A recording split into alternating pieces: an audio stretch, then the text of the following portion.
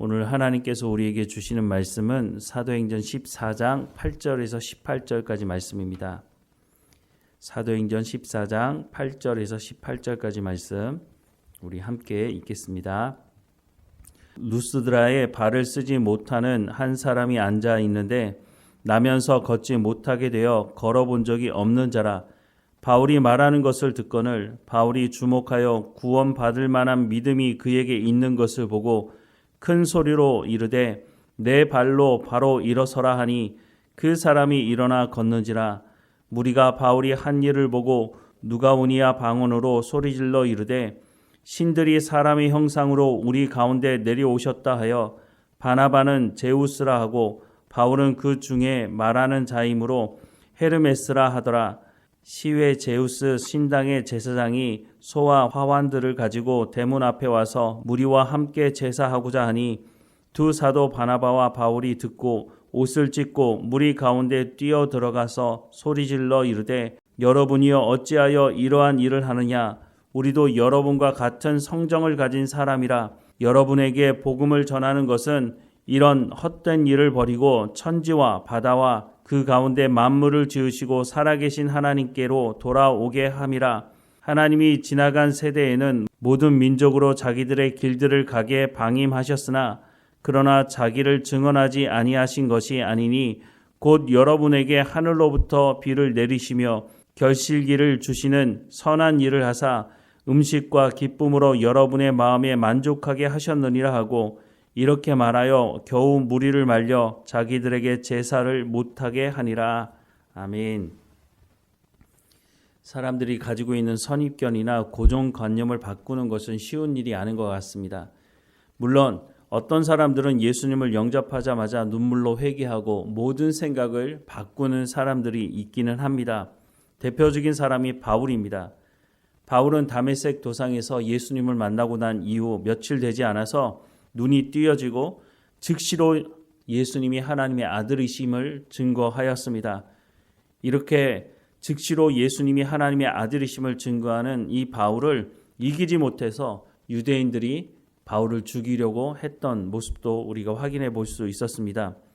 하지만 대부분의 사람들은 예수님을 영접했다 할지라도 그 생각이 바뀌는데 그 고정관념과 선입견이 바뀌는데 꽤 오랜 시간이 걸리는 것을 보게 됩니다. 보통 이런 잘못된 선입견과 잘못된 고정관념은 대부분이 우상을 섬기는 데서 발현된 것을 알 수가 있는데요.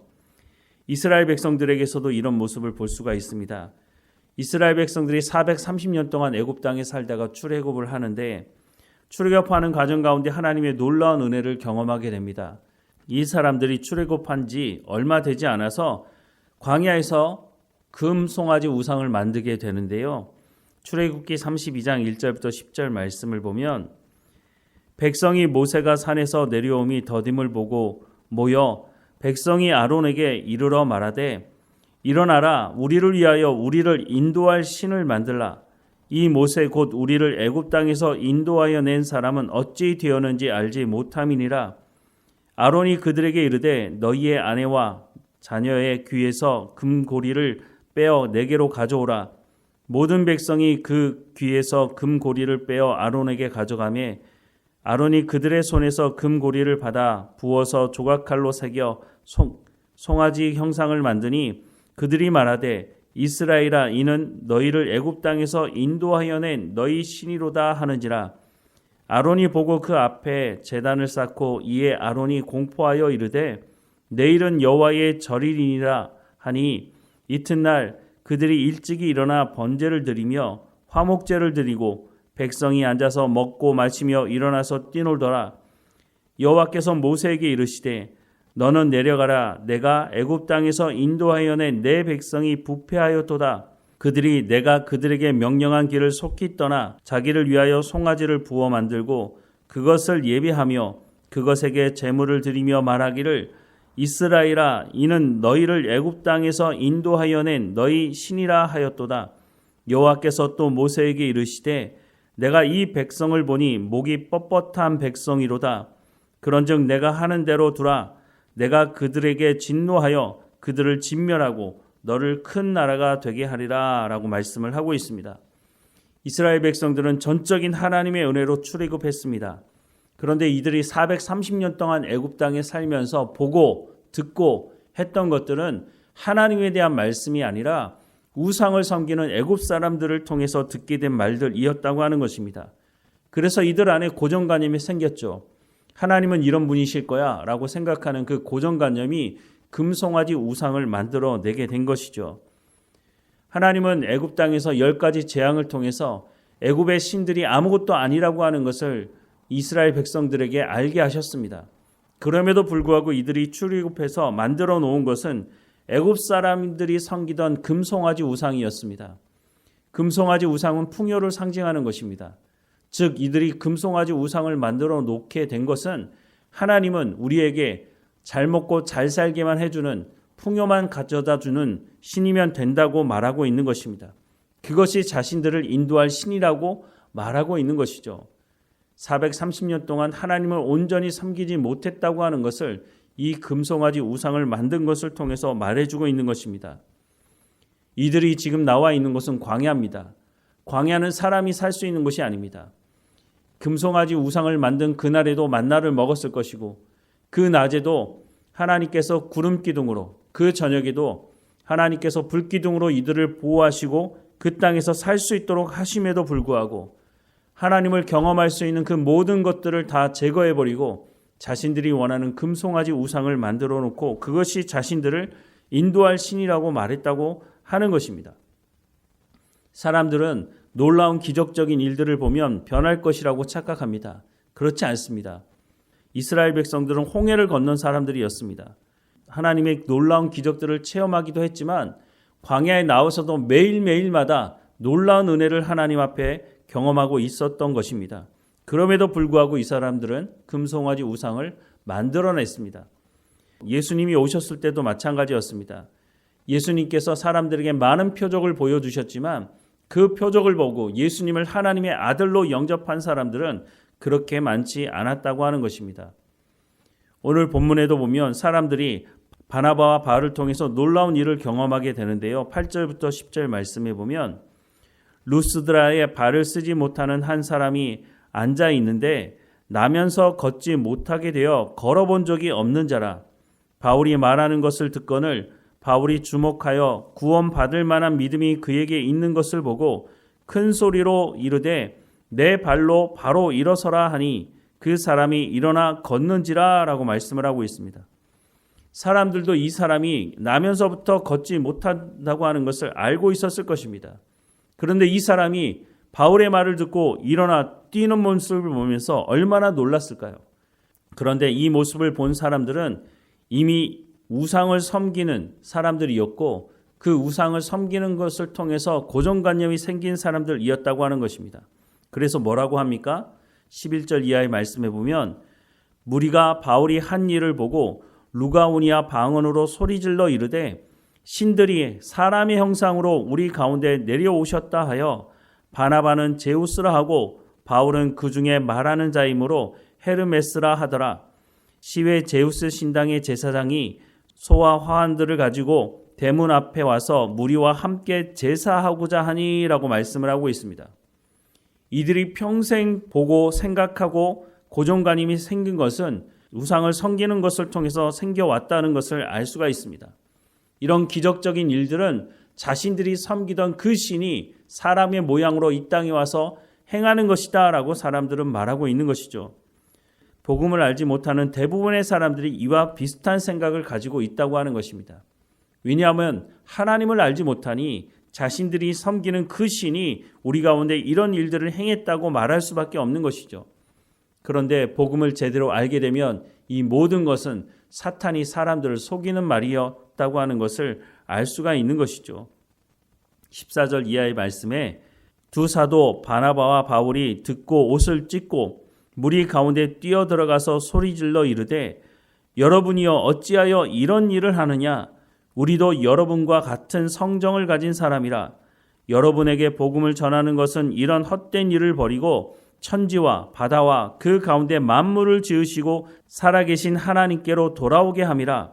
하나님이 지나간 세대에는 모든 민족으로 자기들의 길들을 가게 방임하셨으나 그러나 자기를 증언하지 아니한 것이 아니니 곧 여러분에게 하늘로부터 비를 내리시며 결실기를 주시는 선한 일을 하사 음식과 기쁨으로 여러분의 마음에 만족하게 하셨느니라 하고 이렇게 말하여 겨우 무리를 말려 자기들에게 제사를 못하게 하니라 라고 말씀을 하고 있습니다. 우리도 복음을 전하다 보면 이와 비슷한 경우를 경험할 수가 있습니다. 자신들이 경험해온 그 신들을 섬기듯이 하나님을 섬기려고 하는 사람들이 있죠. 그때 우리가 먼저 믿은 사람으로 하나님이 어떤 분이신지를 제대로 말씀을 전하고 가르쳐 주어야 하는 것입니다. 말씀을 제대로 가르치지 못하면 이들은 잘못된 고정관념을 가지고 하나님을 섬기려고 할 것입니다. 출애굽한 이후에 광야에 나와서 금송아지 우상을 만들었던 이스라엘 백성들과 같이 오늘 이 시대에도 하나님의 말씀을 제대로 가르치지 않으면 사람들이 잘못된 고정관념, 잘못된 선입견을 가지고 하나님은 금송아지 우상과 같은 그런 하나님이실 거야. 하나님은 나에게 잘 먹고 잘 살도록 하는 풍요만 가져다 주시는 분이면 돼. 내가 문제가 있을 때 그 문제를 해결해 주시는 분이기만 하면 돼. 이런 생각을 하고 살아가게 된다고 하는 것입니다. 이런 생각은 우상을 섬기는 사람들이 가지는 생각과 똑같은 생각입니다. 하나님은 우리를 창조하실 때 하나님이 형상대로 창조하셨다고 말씀합니다. 하나님은 우리를 써먹기 위해서 창조하신 것이 아니라 하나님과 친밀한 인격적인 교제를 하기 위해 우리를 창조하셨다고 말씀하고 있는 것입니다. 예수님이 이 땅에 오셔서 우리의 죄의 문제를 해결하신 이유도 하나님과 우리 사이의 관계가 깨어져 있는데 그 죄의 문제를 해결하심으로 하나님과 온전한 인격적인 관계를 이루기 위해서 십자가의 길을 가셨다고 성경은 말씀해주고 있다고 하는 것입니다. 하지만 우상을 섬기는 사람들은 이런 생각을 하지 못하고 살아갑니다. 그러니 우리가 복음을 전할 때에 예수님이 이 땅에 오셔서 우리의 죄의 문제를 해결하시고 하나님과 우리와의 관계가 깨져 있었는데 그 관계를 회복시킴으로 하나님과 친밀한 인격적인 관계를 위해 오셨다고 하는 것을 가르쳐주고 말씀해 주어야 하는 것입니다. 그럴 때 그들이 우상을 섬기는 잘못된 고정관념, 잘못된 선입견을 버리고 하나님의 말씀으로 새롭게 되므로 하나님과 친밀한 관계로 나갈 수 있게 된다고 하는 것을 말씀해 주고 있는 것입니다. 복음을 전할 때 우리가 때로는 간증하게 되지만 간증할 때 주의해야 합니다. 간증할 때 하나님의 이름이 드러나야 하지 내가 잘나서 내가 특별해서 이런 식으로 말씀을 전하게 되면 내가 드러나게 되고 하나님은 증거하지 못하는 일이 벌어질 수도 있다고 하는 것입니다. 간증은 나에게는 일어나지만 그 사람에게는 일어나지 않을 수도 있는 것입니다. 하지만 하나님은 나에게도 그 사람에게도 동일하신 분이시니 우리가 복음을 전할 때 하나님에 대해서, 예수님에 대해서, 성령님에 대해서 바르게 전해야 한다고 하는 것입니다. 하나님의 말씀을 바르게 전할 때에 나를 구원하신 그 하나님께서 그 사람에게도 생각을 새롭게 하며 하나님을 온전히 섬기며 친밀한 교제 가운데 나가도록 하실 것입니다. 우리가 복음을 전할 때 이 말씀을 마음에 새기고 하나님의 이름을 드러내는 우리의 삶이 되어야 할 것입니다. 기도하겠습니다. 사랑하는 하나님, 우리가 복음을 전하는 현장에도 바울이 나면서부터 일어나지 못했던 그 사람을 일으켜 세웠던 것처럼 이런 일들이 일어나기를 소망합니다. 하지만 그때에 우리가 드러나지 않게 하시고 오직 하나님께만 영광이 되는 삶이 될 수 있도록 은혜를 허락해 주옵소서. 우리가 바른 복음을 깨닫게 하시고 하나님의 말씀을 제대로 알고 제대로 전하는 삶이 될 수 있도록 은혜를 허락해 주옵소서. 하나님 또한 우리를 통해서 복음이 전해질 때에 그 복음을 듣는 사람들의 마음을 성령께서 주관해 주셔서 그 마음이 열려지게 하시고 그 마음 가운데 예수 그리스도를 영접할 수 있도록 은혜를 허락해 주옵소서. 오늘도 깨어있게 하시고 어느 곳에 있든지 누구를 만나든지 우리가 복음을 증거하는 증인으로서의 삶을 살아갈 수 있도록 우리의 삶을 주관하시고 인도해 주옵소서. 우리를 먼저 부르셨으니 우리가 이 복음을 증거하는 증거자로 또한 부름받았으니 이에 합당한 삶을 살아갈 수 있도록 인도해 주옵소서. 우리의 삶의 모든 근심과 걱정을 하나님 앞에 내려놓사오니 하나님 다스려 주시고 우리는 하나님의 말씀을 온전히 붙들므로 세상이 줄 수 없는 평안함을 누리며 살아가는 우리의 삶이 될 수 있도록 인도해 주옵소서. 늘 우리와 함께 하시며 인도하시는 하나님께 감사하고 예수님의 이름으로 기도드립니다. 아멘.